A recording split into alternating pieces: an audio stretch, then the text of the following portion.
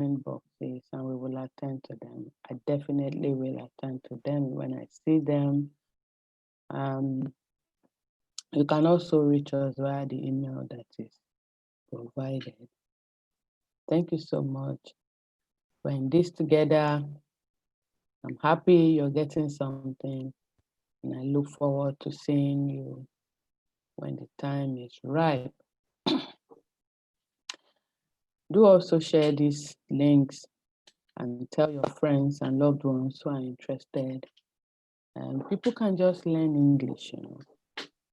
Doesn't have to be just for nurses or for health workers. It can be for anybody. So yeah, if you think what we are doing here is good, then share the good news. Thank you very much.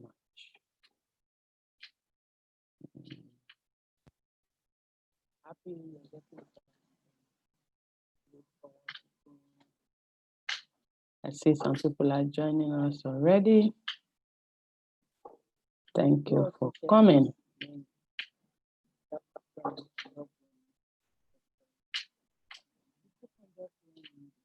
Thank you. Let's get the class started.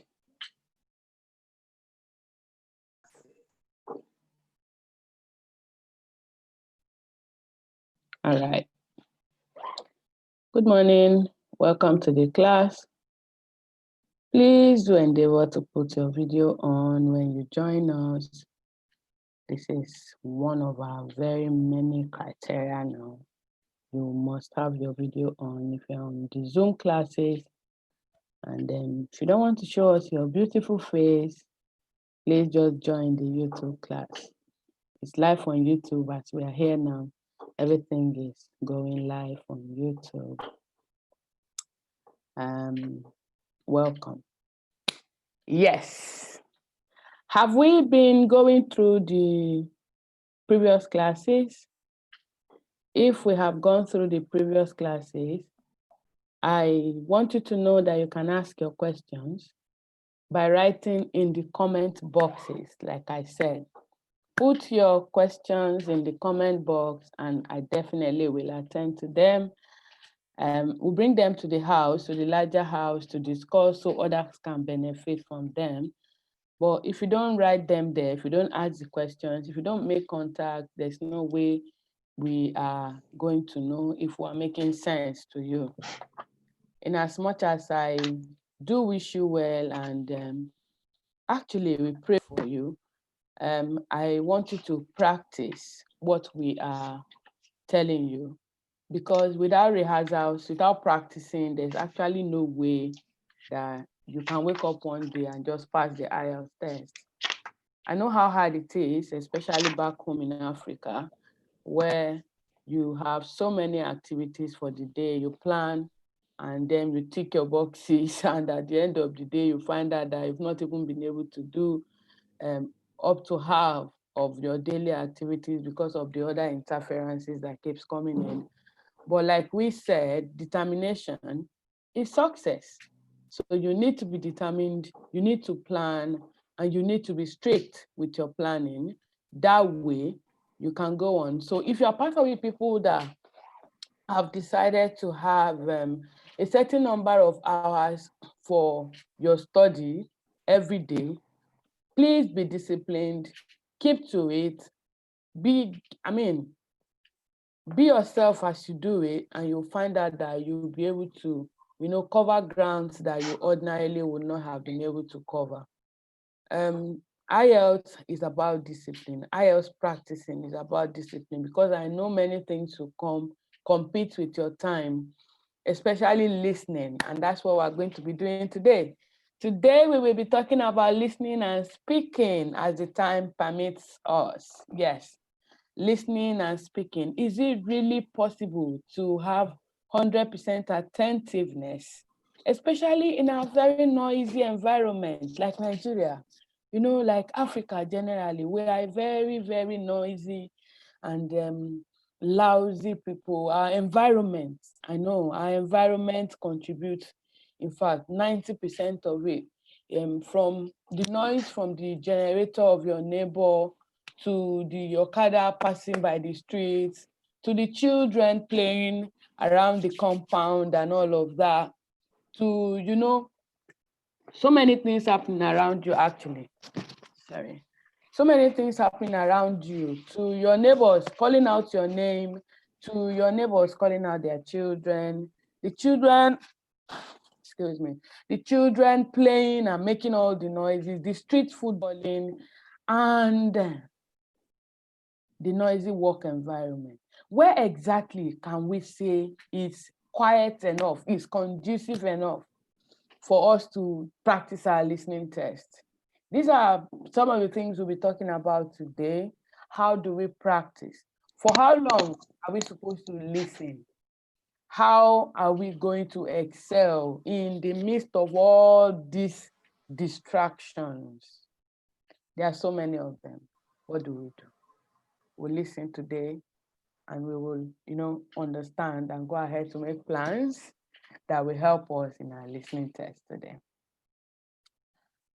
All right, if you're just joining us, my name is Joy Agagwu, and I'm anchoring this tutorial for overseas nurses who are trying to provide you a free IELTS tutorials for you to, you know, cross over to the United Kingdom or the US or wherever you want to go to, because it's all about academic IELTS tests. So yeah, listening. Listening. What does it mean to listen? What does it mean to listen? To listen means to pay attentiveness to a particular thing. To listen means to give attention to something per time. Can you multitask while you listen? The answer is no, because you can't say that you are a good multitasker with listening.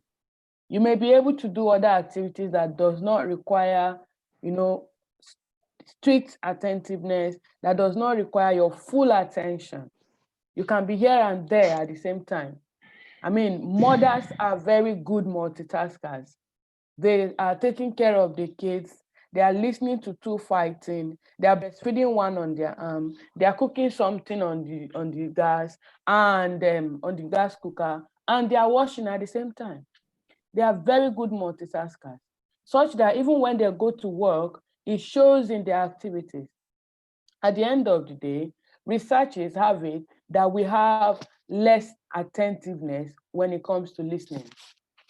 Women listen less and talk more, because we spend like almost half of our day talking. I talk. In fact, I talk a lot. And so, using myself as an example, am I able to listen as much as I talk, as much as I speak out? No, I'm not.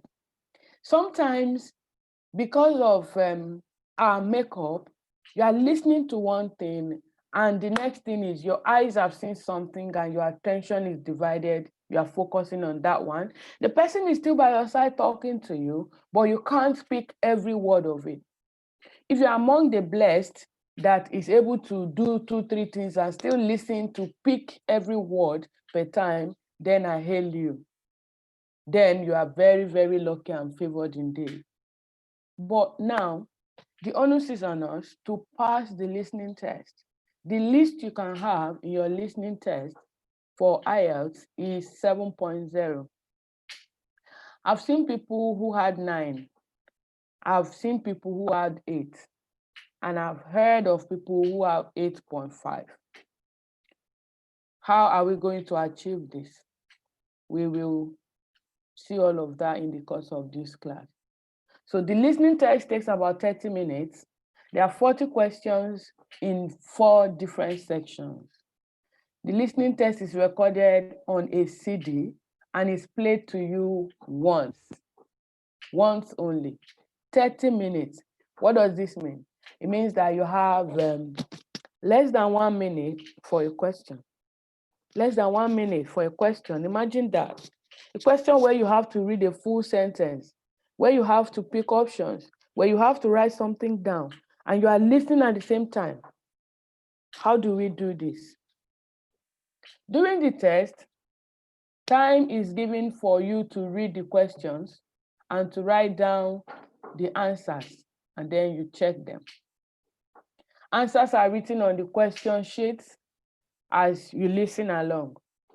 And then when the recording ends, 10 minutes will be allowed for you to transfer your answers to your answer sheet. This is because they themselves know that the time is short and that sometimes you may misspell words that you have heard, but in the course of your transferring them, you get to correct your spellings.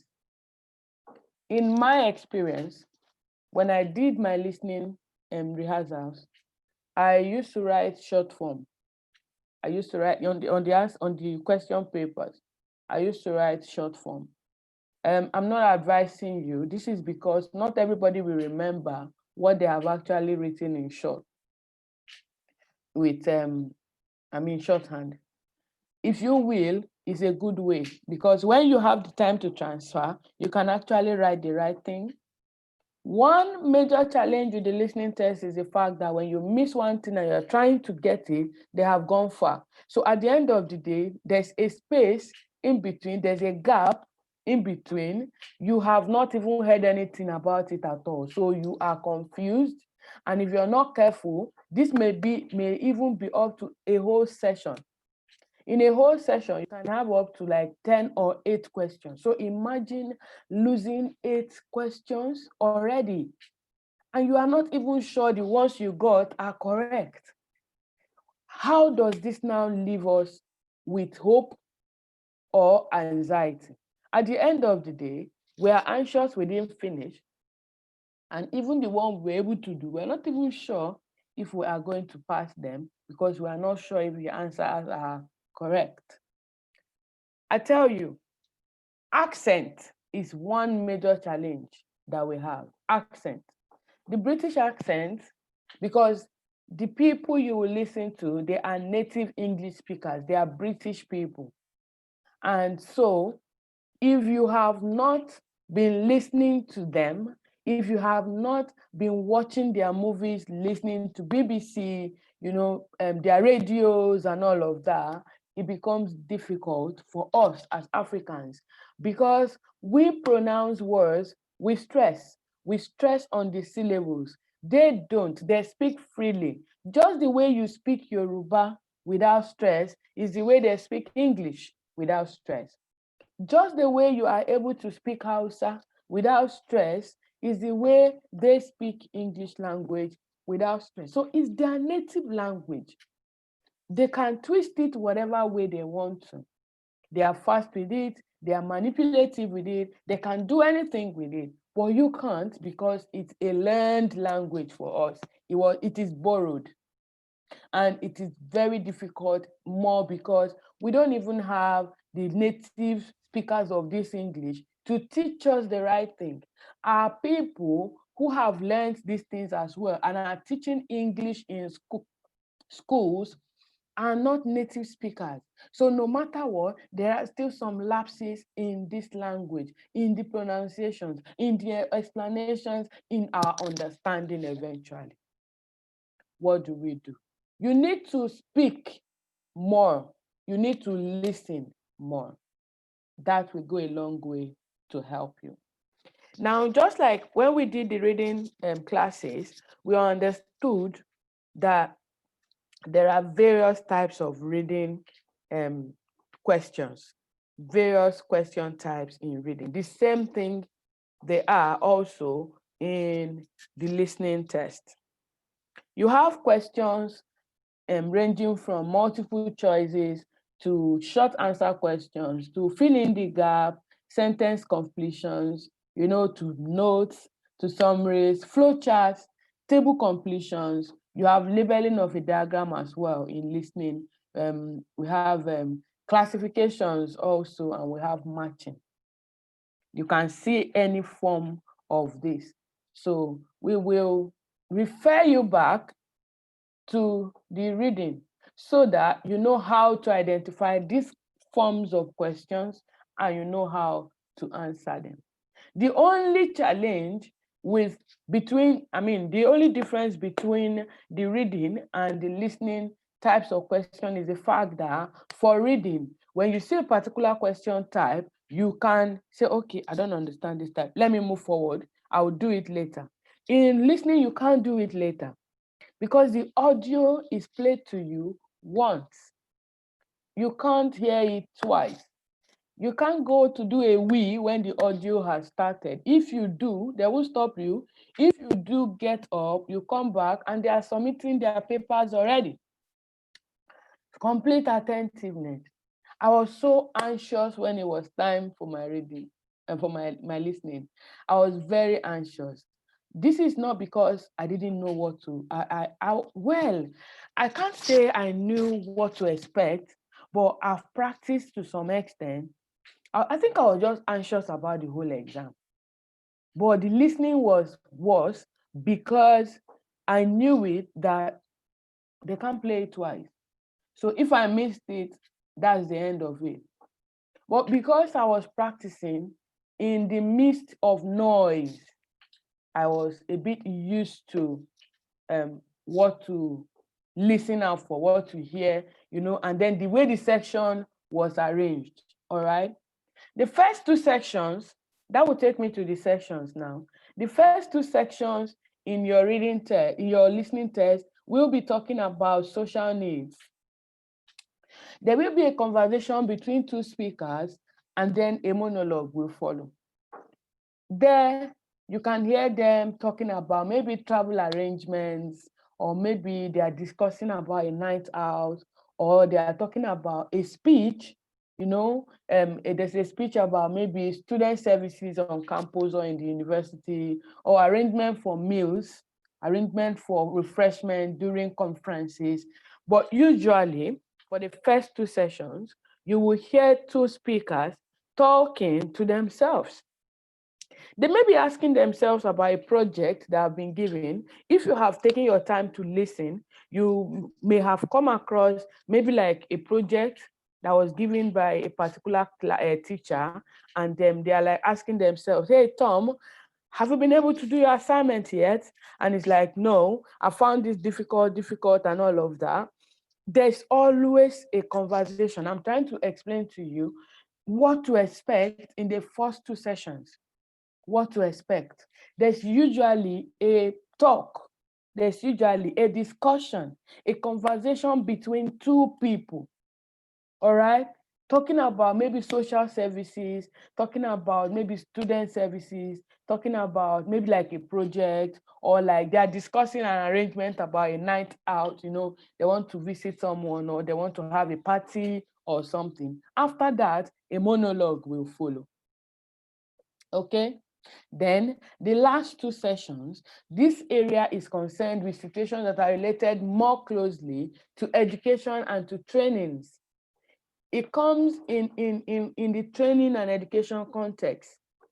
There's a conversation between up to about 4 people and then a further monologue.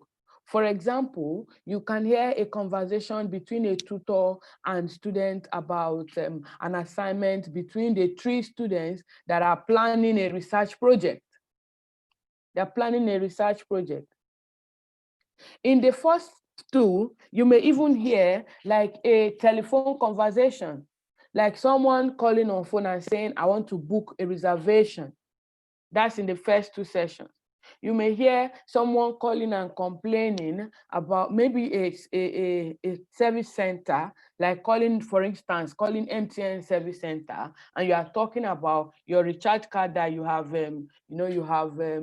loaded, or you have used a voucher and it's not going through, or you're having issues with your connections, and someone is at the other end. It may be a telephone conversation. That's in the first 2 sessions. You may be, lucky to hear something like that. While in the last 2, it has to do with education and trainings generally. They may plan an excursion. They may be planning an excursion, okay? It may be a lecturer trying to explain something to 2 or 3 or more students at the same time. And this is also followed by a monologue, all right? So there are a range of, question types, like I said, and these things are all recorded. So it's not like they are just talking about it. It's all recorded and it's played to you once. What are we going to do when we miss a particular place in the listening test? Please, as quick as possible, join the train to keep moving. If you have forgotten something, don't stay on it to listen to it. Common mistakes that we make includes that people listen. People are distracted. The moment they are distracted, they start thinking about what the person has said. Meanwhile, the person is talking on. You have forgotten that you need to keep listening. As much as possible, if you miss out anything in the listening test, please go with the flow. All right? Another tip is for you to keep to the number of words you have been asked. They will ask in completing the notes. They'll say, complete the notes below. Write no more than 3 words for each answer. And you'll see the list there. One good thing about the whole of this is the fact that you are able to read the questions before they play it. And it's not all together one play. They play a session and pause. Okay? And play a session. This will give you the opportunity to hear well, all right? To think on it sometime when you have missed anything. Maybe that's when the audio is paused. You can now think of, was talking about the telephone, it was a telephone call, and it was talking about reservation. So they have asked maybe another word for reservation, or a place you are supposed to use synonyms or something. At that point, where it is paused, you can think and put a word there, or put something there, or choose an answer.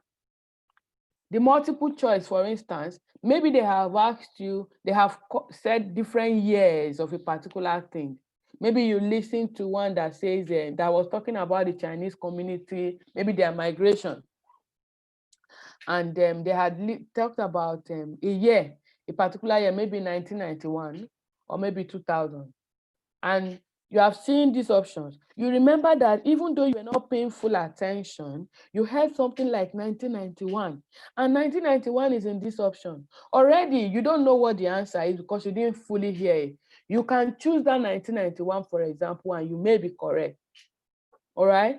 So if the period between the time they are going to play for the next session, all right, that period, that pause period, is a time for you to, go over, think if you have missed anyone. And if you have not missed anyone, go ahead and read for the next session, because that pause period is actually for you to read for the next session. Read the questions for the next session. So when you have read these questions, ahead of the examiner, ahead of the speaker, ahead of the audio, it gives you an edge because your brain is looking for answers to these questions already. For example, if they had said, what year did the community migrate to a particular place, talking about maybe a Chinese a community that migrated from where they were, okay, excuse me, to where they are, you'll be listening for the year or for the time because you've seen a question that is related to that. That gives you, like an edge already. And that's why you need to practice.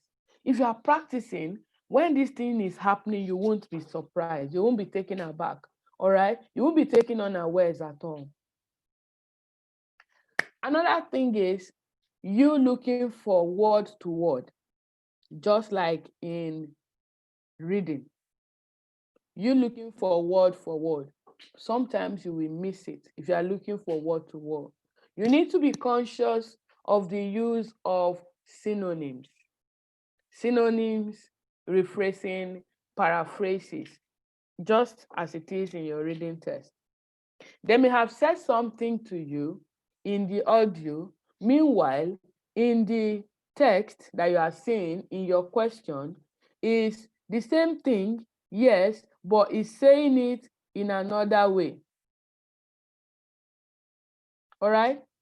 It's saying it in another way. We keep talking about these synonyms. we keep talking about these synonyms. You need to be very, very versatile in terms of the use of your synonyms. Okay, I'm getting chats. All right, Yunana, it's fine.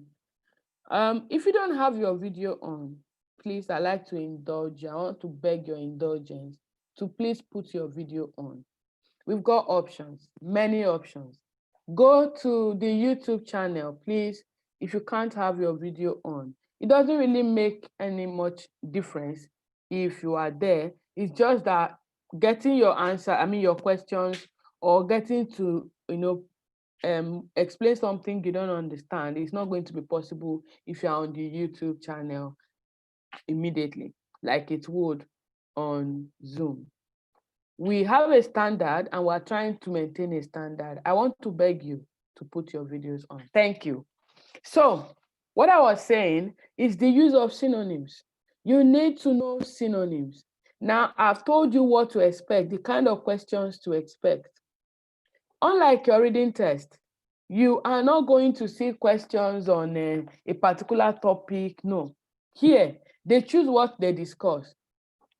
And their discussion, your questions is not based on what they are discussing. All right, a topic per se, maybe reservations. They're not going to be talking about what to do to reserve a place in the hotel or all of that. No.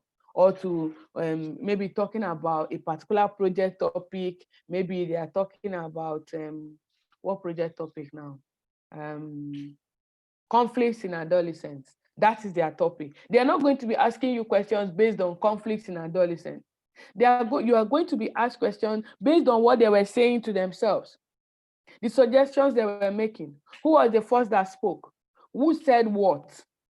All right? Who made which suggestion? Those are the kind of questions that you will be seeing generally. So you don't need to have a general knowledge of their topic. You just need to know what they are saying. Okay? That's just all you need to know. This way, you won't get confused if you have this knowledge that this is the way it should be. And how are you going to be familiar with this? You need to practice. Speaking and listening are one thing that you should do yourself, that you must do yourself. In your writing, if you write and you send it to someone to vet, the person can give you corrections. They can correct your work, tell you, take this away from here. What if you add this? What if you do it this way? This one is not correct, all right? But in listening and in speaking, you do it yourself. It's one area where you need to be up and doing. I advise you to start your listening from very noisy areas.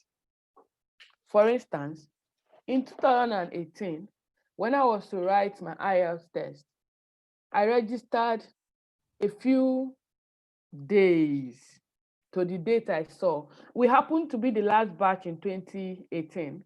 That was in December. I think I remember I wrote on the 13th of December. That was the last batch. And I wanted to write the exam because I had just gotten the money and I didn't want to spend the money and I didn't trust anybody to give the money to keep for me. I didn't even trust myself to keep the money because there were so many needs and I could spend it. And then it was UKVI that right before my very eye was increasing. When I wanted to write UKVI, it was 75,000. Then about a month or two later, when I wanted to try, it became 82,000. And before you know it, it was 97,000. I said, no, this is going to go beyond my salary. And if it goes beyond my salary, I won't be able to write the exam because I had to risk it. I had to risk. When I got my salary, I used the whole of my salary, almost the whole, to register for this exam. So at least I was sure that I was still within my salary range. But if I let it go beyond it, it means I was going to be short and I would need more money. And so I had just a few days and then I registered. Meanwhile, before then, I had gotten less than 4 hours of tutorials, yes, for reading, for writing, for listening and speaking. In fact, the day of my listening and speaking, the tutorial with the lady that taught me, that very day, I had done not more than 45, what is 45 minutes? I'm not sure it was up to 30 minutes, really. I'm not exaggerating. That's the truth. Then the next thing is she said, Joy, it's time for your drill. I said, which drill? What are you going to drill me on? She said, well, I'm going to drill you because your lesson has come to an end. And I'm like, my lesson has come to an end. Okay, fine. She drilled me. And then she came and said, well, you can try the exam. I can try the exam. Try. It means I'm not going to pass. Madam, do you know what this thing means? If I fail this exam, I need another 97,000. That's if it's going to remain at 97 to write again. And so she told me, she said, Joy, I know you can do it, but the only way is for you to practice. Let me tell you a funny story.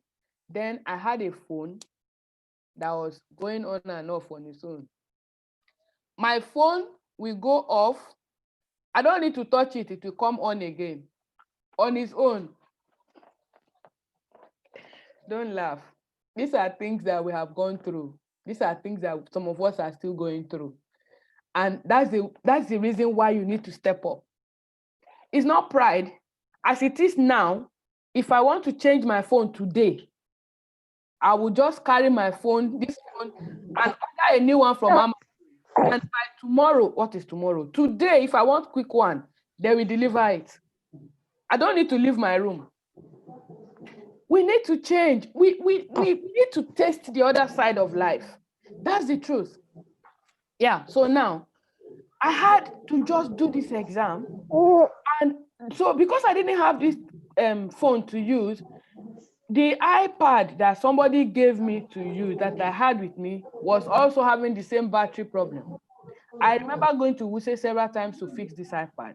And so one day I will listen, tomorrow I won't listen because I'm on listening and it's going off. But you've got at least a better phone than I had. You can be at work and listen. I was in the labor room. That's the story I was telling you. I worked in the labor room as a midwife. On night shifts, I love night duties. I love night shifts because after everything, at least when it's calm, on a day that the whole world decides not to give birth, on such a day, you can sit down and nothing is happening and you can listen. But on a day that A&E, where I work, decides to be very busy and the labor room is calm, the compound officer will come and call you from labor room to go and assist in A&E, and so you don't have that day to yourself. I had tough time listening. I had a very terrible time listening. I had a neighbor behind my back, behind my house, whose generator was locomotive. And so I could not listen. If sleeping was difficult, I'm telling you my experience. Sleeping was difficult. I also had a gen. That's because I also need some fresh air. And I also need light as well because NEPA is something else. So if I can do it in the midst of this noise, if I can do it in the midst of this, disadvantages, these demerits, these, distractions, then you too, you can do it. You must practice. I can't do it for you. Writing, I can help. Reading, I can correct. But listening, there's nothing I can do. Speaking, I can only tell you tips. You have to do it yourself. All right? So you need to go online. I used IELTS Zone. You can write it down. There's this IELTS Career Zone.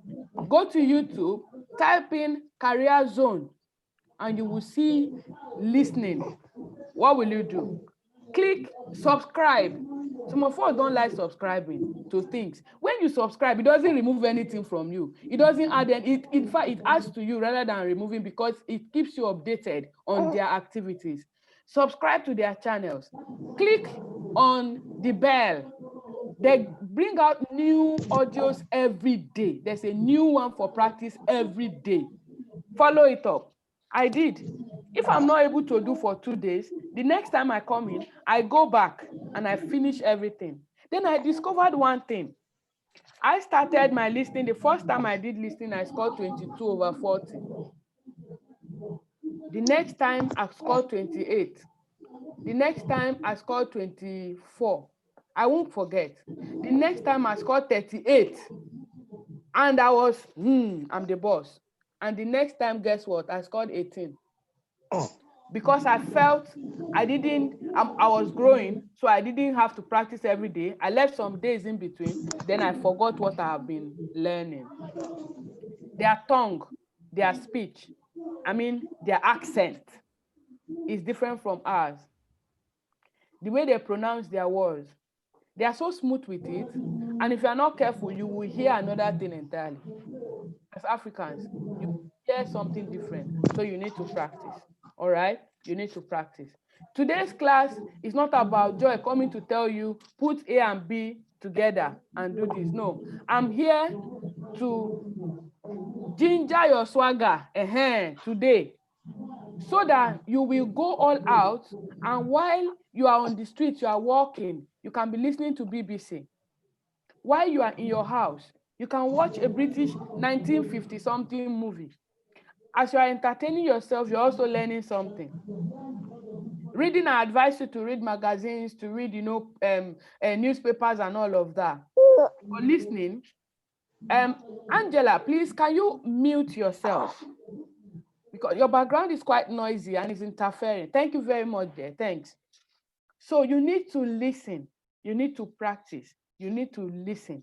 Because if you hear one word today and then you write it thinking this is the correct one you've heard, when you do it again, you discover that it was wrong after all. And this is the reason why it was wrong. And so you get used to the words they use. Now, there's one good thing about listening tests. They follow a particular pattern. There's a particular pattern. And for you to notice this pattern, you should have practiced over a period of time. If you practice over a period of time consistently, you will realize that these are the things they like to use for this section. And these are the likely questions for this session. These are the ways they are answered. Because what IELTS Zone does is they give you the answers at the end and you are able to mark yourself and you get corrections immediately. So yeah, you need to practice. You need to practice. That's the bottom line. You need to practice. What have I been blabbing? What have I been saying? I have been telling us this morning that the IELTS listening test is where you have 40 questions to be answered in 30 minutes. You will have 10 minutes at the end to transfer your answer from your question paper to your answer sheet. The listening test is recorded on a CD and is going to be played once. You won't have time to hear it twice. And so get used to your practice. In the course of your practice, don't repeat it. Don't replay it. Play it once. Fail it if you must. After failing, you get your correction. Do another one again. Another thing I want you to know is don't use the same test. Don't keep doing the same thing over and over because you will get used to that particular one. You will just memorize all the answers. Do one. If you fail this, don't do it again. Go to the next one. All right? Go to the next one. Keep moving. Don't stay on one particular audio. Okay? During the test, you are given time to read the questions first before you write down your answers. You are given down a time to read the questions before they play it for you to write down your answer. And I've said to us that there are 4 sessions. There are 4 sessions in the listening test. In these 4 sessions, the first 2 sessions is talking about social needs. There's a conversation between 2 speakers and then a monologue will follow.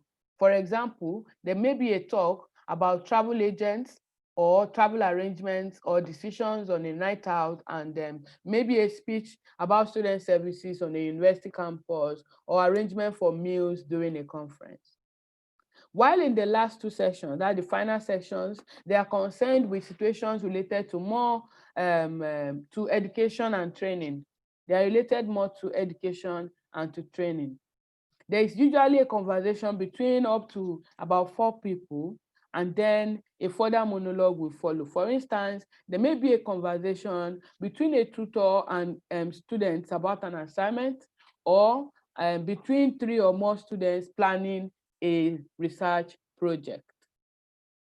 All right. or a lecturer may be talking about a particular topic of interest. When you hear this kind of, the last two sessions, you don't need to know anything about it. You don't need to know anything about the subject they are discussing. It's none of your business. The major concern there is, what did they say? Who said what? In these two sessions, the last two sessions, you may even hear people quoting another person. So who did they quote? Those are the likely questions that you will find. And what did the person say?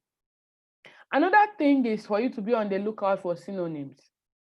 Don't look for word to word, exact same word and match. No.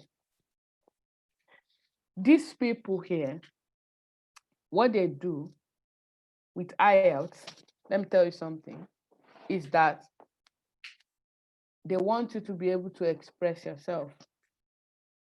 That's part of the training. They want to know if you are able to talk with a patient or with someone or interact without having to be given what to say. And that's why the IELTS test, generally, every aspect of it has to do with synonyms. You expressing yourself in your own words. Writing is the same thing.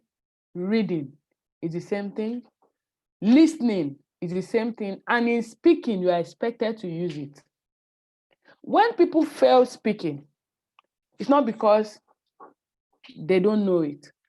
No worry. When we get to speaking, because we are going to be discussing speaking, listening is short and we have come to the end of it. I'm just trying to recap. They want you to express yourself, to be versatile in your knowledge, such that when they tell you illness, you should have other words for that illness. When they tell you crime, you should have other words for crime. Like they are discussing and somebody mentions crime. They will say somebody mentioned something else. They won't say crime. So it's your ability to recognize these things that gives you an edge over others and make you to pass the listening test. Listening and speaking are the easiest to pass if we have attention. The major challenge that we have is distractions. If not distractions, no matter how they speak their native language, you will be able to pick what they are saying if we are not distracted. In this class this morning, apart from the fact that nursing is dominated by we females, I can see that there's no male among us. I've not seen any male in this class. Women are the ones that write the exams the most. You may have a husband or a brother who is a nurse or a colleague who is a nurse as a male. He's not too keen about traveling abroad. He may want it. This is because men plan within their scope. It's a general statement. Women are versatile in thinking. We are multitaskers. And so because you are always thinking about family, your immediate family, you are looking for a way to make your children's life better, or to be children's life better, or to have a better life for yourself. You want to study. You just want to have an extra. You just want to show them that me too, I'm able to do this thing.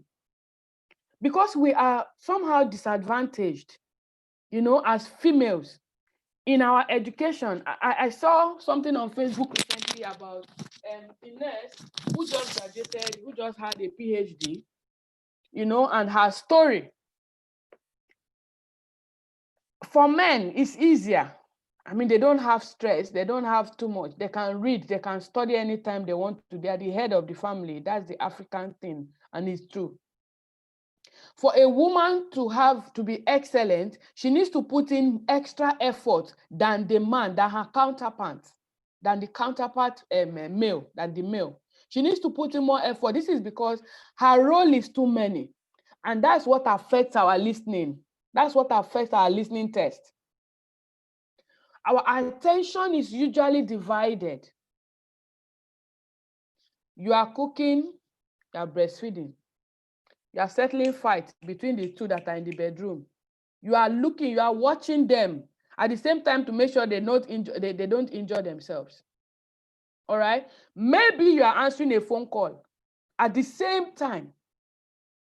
How do you want to have 100% attentiveness? Let me tell you what to help you. Set a particular period. Heaven will not fall.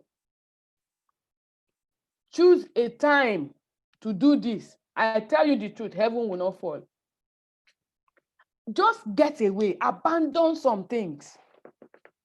Forget about some certain things. Switch off. Yes, that's what I call it. Switch off from certain things for 1 hour. Shebi is 30 minutes that we use for listening. 1 hour, 20 minutes. All right? So 1 hour, 20 minutes will help you to do the test and to mark. 2 practices in a day. Set out 1 hour for 1 day each, for instance, or 1 hour, 30 minutes in a day continuously if you can. Or do 1 in the morning, do 1 at night, if that's the way you want to do it. But ensure you practice 2 lessons, 2 tutorials, 2 videos, audios in a day, 2 every day for the next 2 weeks. I tell you, you are ready to do your listening test. If you do it for 2 weeks, you will be more than prepared to write your listening test exam. Now, you want to study for IELTS generally. You can take your annual leave. If you are in the top position, maybe from PNOs upward or SNOs or whatever, some of them can divide their annual leave. Unlike some of us, bloody NO1 and NO2, that we can't make any whatever. You can't, they will tell, in fact, you have even written and they have approved your annual leave, but you're in charge to come and tell you, I need you to work, please, this period you can't go on leave. So they will end up choosing for you the time that you go on leave. If they are doing that, you can't take your leave to use for things like this. For me, what I did, sorry, I'm going to be telling you from experience. I wrote IELTS once, but it was UKVI, the hardest. I took my time, my dear, I took my time. I have 3 kids who were adolescents. Just one of them was preteen, and 2 of them were teenagers. And the truth is, one of them was becoming a terrible teenager that needed more attention. But God helping me with determination, I was able to overcome these things. I'm a single mom, so you know what it is to be a single mother in Nigeria. Nobody helped with finances. Nobody helped with advice. Instead, people saw you as not being able to keep a marriage. And so you have discrimination on every side. That's just by the way. I'm just telling you this to tell you that if I was in a disadvantaged position and I was able to do it, then you can do it. What I did was to tell my in charge, although I made a mistake, I shouldn't have told her, was to tell my in charge that I have an exam coming up and I wanted to be on night shift this week, so that next week I can practice when I'm off. We do 7 days night and 7 days off. Guess what? She told me that, okay, no problem. Can I tell her the exact days that I want off next week, so that if at all I'm not able to go on night shift, she can put me off or can do something about it. And I told her the days that I wanted for my tutorials.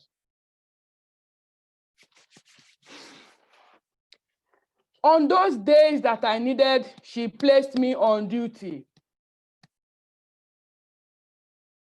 Yeah. She put me on duty on the days I needed. And the rota was approved. And it's either I swap with someone or I forfeit the tutorials that I had paid for. I didn't swap with anybody. I came for the shift. And I explained to my partner, we're 2 in the labor room. I explained to my partner, the compound officer was very understanding. And I explained to the compound officer. And she said, Joy, you know there's nothing I can do. I said, yes, ma'am. And what I did was I begged my tutor. I was on morning shift, which usually should close by 2 o'clock, but hand over all of those stuff and all sometime before you leave the hospital, 3. And she came all the way from Lafia to Abuja. So I begged her, told her I would come just for 1 hour. I was actually the one that made my tutorial short. It was my fault to some extent. And so I begged the person coming next in for afternoon shift with my partner to come on time. She didn't come on time as much as I wanted, but I closed on time. The compound officer had to come and sit in the labor room to cover me so that I can go for the tutorial. And then I left by 1 o'clock instead of 2. On those 2 days, I had my tutorials. The day of the exam, I wrote on 13th. I was thinking that my speaking will come maybe a week before. I was on night off. But it didn't come a week before. It came 2 days before my speaking. On the speaking, I was so favored. She just did a roster and I was off that day. I didn't tell her again because I don't want repeated episode. On the other ones, I was off on Saturday. I was so lucky. But my speaking test now came the day that I was on duty on a Thursday. And I was on afternoon duty. God arranges things, let me tell you. Whether you are a Christian or you are a Muslim, you need to believe that God answers prayers. My kids prayed and I prayed, and to the glory of God, I was on afternoon shift. I reached it, and then I went for my speaking test, and I finished. I got into Kuje exactly 15 minutes before my shift will start. I had come back from my speaking test, and I passed the exam once. I don't know how your own situation is. Your own may not be that aspect. You may even be there in charge and you are able to plan. Your own may be that you are able to take leave. Your own may be that you can decide your shift. All I'm trying to tell you this morning is that if you want to pass this exam, you must read, you must study, you must set out time to do your practices, especially the listening and the speaking. It's up to you entirely. That's the end of my story. Let me not waste our time with too much story. But you must do your part. You must do your part. All right? You must do your part. Do you have so far any question about listening? Because that's all about listening. If you have a question, just raise your hand. If you have a comment, just raise your hand, and then I can unmute you. Yes, please. Marian, you can unmute yourself now and ask your question.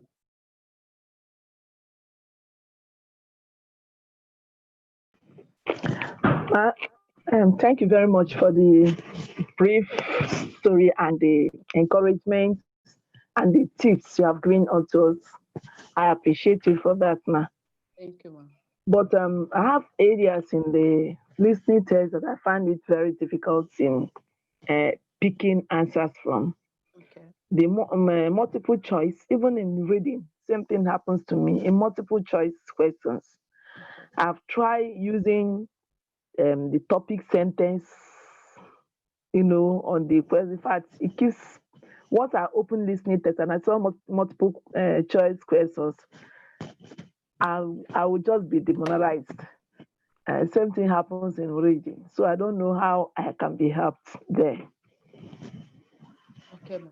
Is that the only area where you have issues? In listening, yes. But also there's a place they will give you maybe names and then give you something like sentences. Who said this? You understand? You have to pick the names to that one. It's just like multiple choice too. Okay. I find difficulty answering them. That's in listening, right? Yes, ma'am. Okay, no problem. In multiple choice, Your problem started from the moment you were demoralized, not because you didn't know all the answers. That which I greatly fear has come upon me. Your problem, the failure, started from when you saw it. That chocolate for laugh. Auntie Maureen, please, can you mute yourself? Oh, sorry. Thank you. So you need to confront your fear. Okay? The flight, the flee, and all of that response. That's what you are going to use this time around. I'll send you a listening test, and I want you to do it. Now, for multiple choice questions in listening test, multiple choice is where you have A, B, C, D, or I, and the rest of them. Ma, please go to the class on reading, and watch it again. There's a class on our YouTube on reading. That class, I've gotten so many feedback about that class. I myself, if I had known the things I know now, maybe I would have had a band 9 in my IELTS. Maybe I would have done better. That's what I mean. When you go through that reading, concentrate more on the multiple choice, all right, and the areas where you have issues. In multiple choice, there's a difference between the multiple choice in reading and in listening. This is because in reading, I tell you to read the questions first. In the writing as well, you have been given the opportunity to read the questions first. But in reading, you can go back to the passage again and cross-check what is happening. But in listening, you can't. They won't play it again. That's where the problem lies. And so you need to get used to the fact that you are going to choose options. This particular one that I'm listening to, I'm going to be choosing options. As you are listening, let your eyes, be on your questions. They have already asked the question. You know, that's a good thing. They have already asked you the question. The answer is what you are looking for. Your ear is itching for the answer. If you do that, you don't need to, the time they have stopped playing, then you will come and start thinking. For instance, they have said, who said what? They made a quote. You are listening for that particular statement or its synonym or its paraphrase. You are listening for it. Definitely the name of the person does not change. The author who purported something or who made a suggestion about a particular thing, no matter your synonym, no matter how you paraphrase, you can't change some nouns like names of persons, names of places, numbers, you can't change them. All right? So that is definitely not going to change. The only way that you are going to pass that is for you to practice more, get fear from your mind, concentrate more when it comes to that area. That's one of the tips. For multiple choice questions, in fact, for anything in listening.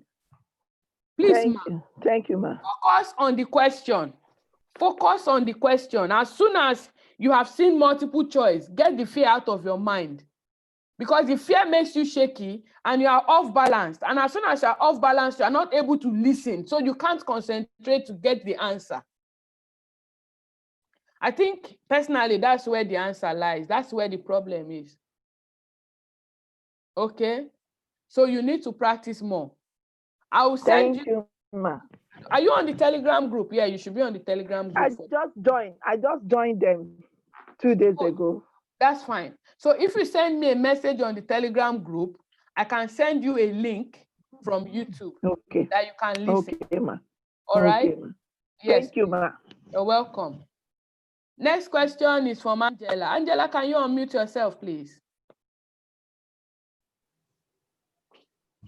Good morning.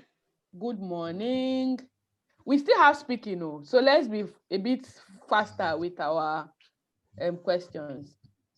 Okay, my challenge is usually in anything that has to do with diagram. Most times. Okay. That is usually seen in, I think, section 2 or so. Yeah. So I find it difficult. I don't know how I could be helped in that area as well. Okay. Description of a diagram. They are talking about it. They are explaining from one point to the other. And then you are supposed to label it. You can see a flow chart. You may see a plan, a floor building, or a flow chart. In my own test, I saw a machine, like a technical drawing, and they were talking about operating the machine. And I missed everything in that area. I wrote, okay, you understand how it is to write number 1 for number 2 for number 1, number 2 for number 3, I had all the answers, but I had already placed them wrongly. So I didn't have the answer to number 10. I missed it. Not knowing that it's the answer to number 1 that I did not have. It was after the listening and I was transferring, and I was not like, no. Then I just brought everything. I used pencil. I brought everything down. Now, when you see labeling of diagram, remove your mind from knowing anything about the diagram. Don't understand the diagram. Don't try to understand this diagram at all, because you get confused. Don't even, and in fact, what you need to do is the point that you have seen the diagram, you will see number 1. Am I correct? Number 2, where whatever they want you to write. And it's usually coming like under, like fill in the gap or write out, or in not more than 1 or 2 words. All right, write this. That's it, because you are going to be writing. In diagram, you are going to be writing. Hardly will you see diagram that comes with multiple choice. Hardly. Or hardly will you see a diagram that comes with the other question types. Labeling of a diagram is labeling of a diagram. You have to write something on those areas that they will mark out for you. Put arrows and put 1, put arrow 2, and all of that. That's what is going to be happening. Now, they may be describing the usage of that diagram. So you looking out for what type of diagram is this, you're already taking off balance. Meanwhile, they are talking about the usage, maybe the operation of a machine. And they are saying that there's an area where you twist and all. One good thing with the listening test is that the questions, they follow each other. They won't talk about something for number 2 and they're expecting you to go back and answer it for number 1. It flows, there's a cohesion. All right, there's a cohesion, there's a flow between them. So if you are conscious of that, you know that as they are, okay, the person has started talking, I'm looking for number 1 answer. Because this talk, the beginning is the beginning of my answer. The start, you start. You have to all be on the same page at the same time. So when you see a diagram, you focus on the diagram and you listen for the usage or for the movement. Maybe they are talking about the library, the way the library is arranged, and they point to where the science books are, and maybe in cupboard A or in shelf A, that there are books that has to do with adventures and all of that, and then you see that it's sciences that is the answer. And then on B, they are talking about arts, books that has to do with art. It's in their talk that you pick your answers. In their talk, as they are explaining, that's how you pick your answers. If you go to career zone, I'll keep referring you to career zone. And like I keep telling, practice listening, because I can only give you small tips. Even if I tell you from now till tomorrow, it's still your practice that will help you overcome these things. So I will say, Angela, practice the more. And then since you are lucky, you have been able to identify the areas you have problem, you can even jump other areas. You can, fast forward it and all that, and go to when you play a video and you are seeing that this is the area where I have problem, just play only that part, go to the answer, end the video, go to the answer, check your answers, so that you concentrate on areas where you have issues and you overcome it at the end of the day. Like I told the first person, you need to listen and watch and listen at the same time. That's what makes listening difficult. You are looking and you are listening at the same time, and you have to give 100% attentiveness to all of them. So Angela, I will advise that you please go again and practice again, all right? This time around with more attentiveness, and you would likely see a difference. I don't know if I've been able to answer your question. Usually, this is the way listening is. This is the way listening is. Maureen, as well as you, please go over it again and again.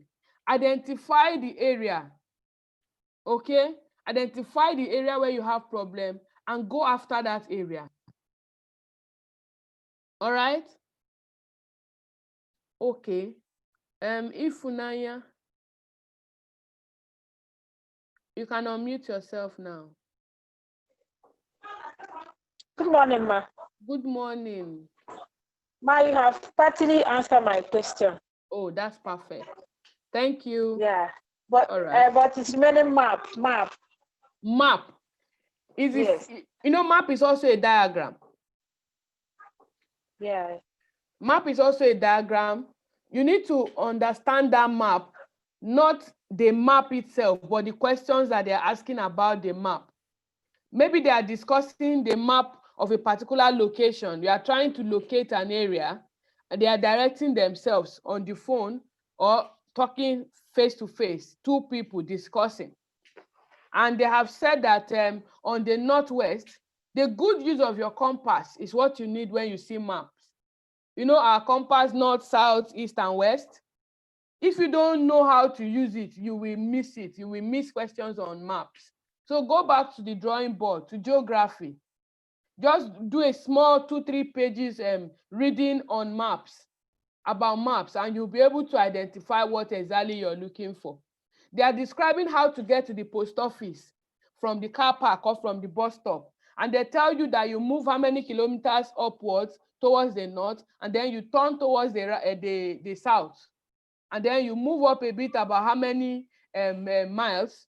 So if you don't know those geography, description of maps, you don't know the correct, you don't have a good knowledge of map generally, you may not be able to pass that those particular questions. So you go back to the drawing board, go study about north, south, east, and west, and then the location, how to locate, how to move from point A to point B, and look for map questions. Okay, look for map questions in your listening practices and deal with it. They repeat questions. They may not repeat the figures, but they repeat questions. I have seen repeated questions in the IELTS test.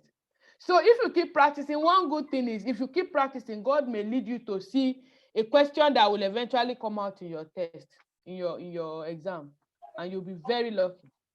Yes, ma'am. Mrs. Mary, what are you saying? I took this exam, maybe I think is it December or January? Okay. In the speaking test, ma, I noticed that they say the answer before they get to the sentence. I don't know how to explain it now. In the listening test or in the listening, yeah, in the listening. You see, they will already said the answer before they will get to the sentence they're about to talk about. And that is why I said, as they start talking, you start picking your answer. Is that not what I said? Yes. As they start talking, your answer is in their mouth. What they are saying, your answer is in their mouth already. Exactly. Because sometimes when you wait for them, you get lost. I understand what you're saying, ma. Yes, Angela, you have asked your question.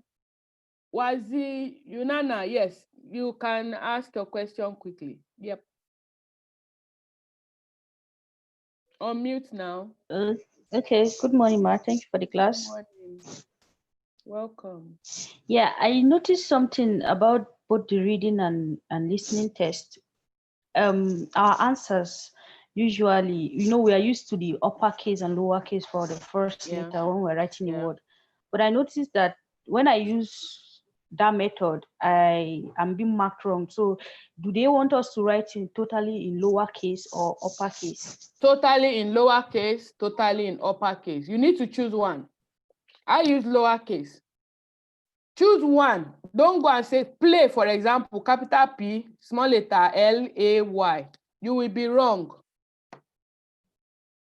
In this place, they even write your name plus your father's name. They write in small letters. Everything is small letters. It's we that do lowercase, uppercase for what the first whatever. So please choose one. All right?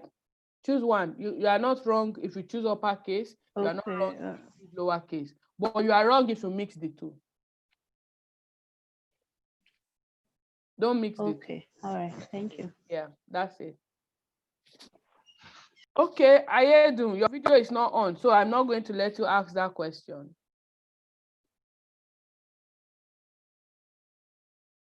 All right, so go ahead, please. You can unmute yourself. All right. Good morning, madam. Good morning, sir. Yes, ma. I must commend your effort and the sacrifice you have been making all this while for the success of our. Yes, ma. Now, taking back to that, that my sister just asked now, the lower case and the upper case. You know, in English, according to our Nigerian curriculum, if I want to write the proper noun, we are considering the proper noun. Proper noun is supposed to be started with, for instance, I want to write, let's say Nigeria, I was supposed to start with what? Capital letter. N, capital letter. Then if I want to write maybe my name too, I start with capital letter. Is it not, what I'm trying to figure out is that, so I can write my name in small letter, that's lowercase. Please, unlearn that one. Sorry, unlearn that one for your IELTS reading and listening tests. Okay, ma. Unlearn that one. Okay. Use capital or small letters. Don't mix them. If you mix them, you fail it. That's the simple truth. That's the simple truth. They will even tell you to choose to use which one. That's what the examiners say. Okay. But in your writing, you are expected to write in the standard English. You know, when you are writing on Microsoft Word or wherever, or in your normal writing, you are expected to do, if you want to write Britain, for example, B is capital letter R and B. I mean, capital letter B, then the rest can be small letter. All right? But in your reading and your listening test, for the purpose of the test, just for the purpose of this test, please choose which to use, either capital or small. Use any one you want to use, but as much as possible, do not mix it, because people that mixed it, we have seen failures, and people that didn't mix them, we have seen success and failures as well. So we do know that there's no harm in choosing to write in blocks or in lowercase, but you need to choose one. Okay. We are moving to, there's no more question, thank God. Okay. We will just do speaking briefly just before we end the class. And in our next class, we'll go over speaking, just to a recap. Oh, Angela, you again? You have another question? Yes, please. Okay, go ahead. Yes, my question, as my colleague, they just asked a question, it's made me remember something. Okay, what if in a case whereby you are listening and you saw that the place has two answers, and they've told you not more than one word? It means that's not the correct answer. Let me give you an example. Okay, let's go say ahead. In section 1, you were asked what time will the train take off, something like that. Then you saw there's a time, then they now made an understatement like in the morning. Then in that case now, when you write morning, then in brackets, you put the time. Will it be marked down? If they said in the morning, but they asked what time, what do you think is the correct answer? Well, you should put time. But I might not Why really are you be. putting bracket? No, I don't really have. There's a question like that. That particular one was on. It said something like last week. Specifically, it said last week. Then there was also a date there. But the question there read, I think, period or so. So that day I chose two answers. But at the end of the day, the one that they marked correct was the date. That was the one they marked correctly. But right within me, I felt the right answer should be last week, because the instruction was in not more than 2 words. It didn't say and or a number or a number. It didn't call anything like number. So within me, I've written the last week. Then I also put in brackets the date there. But before I saw the answer, I told myself that within these two, I feel the right thing should be last week, since they said not more than 2 words. It didn't mention number there. So I don't know how you could as well give clue to that.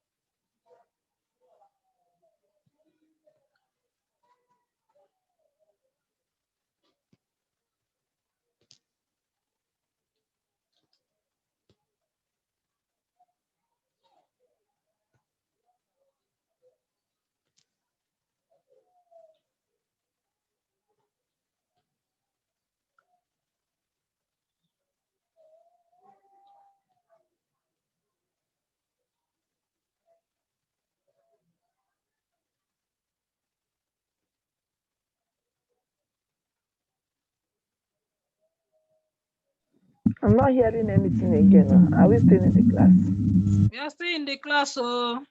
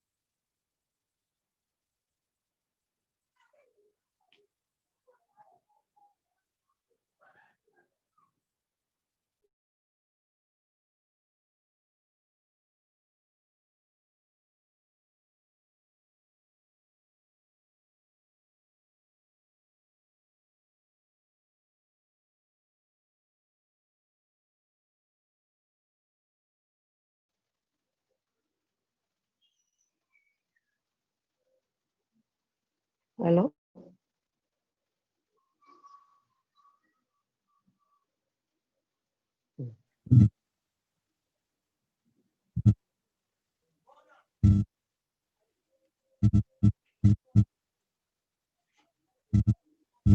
Hello, good morning. I just joined. I can't hear anything. we lost our host. She should be right back soon. Okay then. Thank you. You're welcome.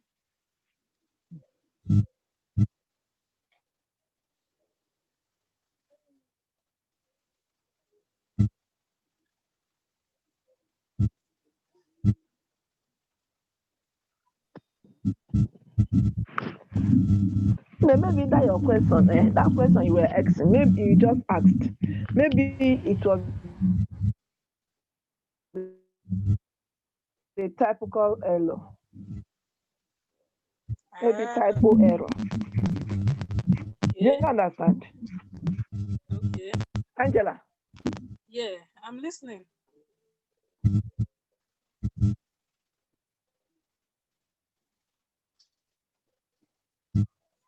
Can you hear me? Your network is breaking. Mine?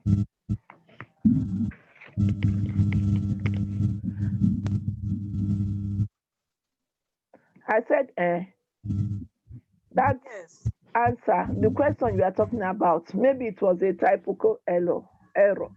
Maybe that's why. The confusion You get there. my point. You get my point. Can you all hear me? I can hear you all talk. I don't know what's happening.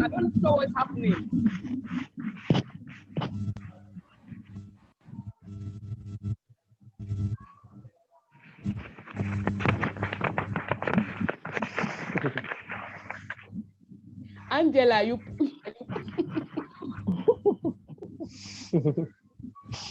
I don't know what happened actually. I just went off and I lost everyone. I'm sorry Yes. about that. I think it has Welcome to back. be like a technical or a network issue. So yeah, Angela, if you see them ask you a question and said, what time? It's the time you should mention, please. What time? Just be specific. These people are very specific. They are straight to the point. All right? Straight to the point. Give them what they want and go your way. If they have said 7:30 in the morning, usually in this country, their timing usually is the 24-hour clock is what they use. So 7:30 will be 07, 30, then hours. So you just have to write the time. You don't put morning in bracket. They want or they like advise that you should avoid using, writing words in brackets with your actual answers, because they count it like it's more than the number of words. All right.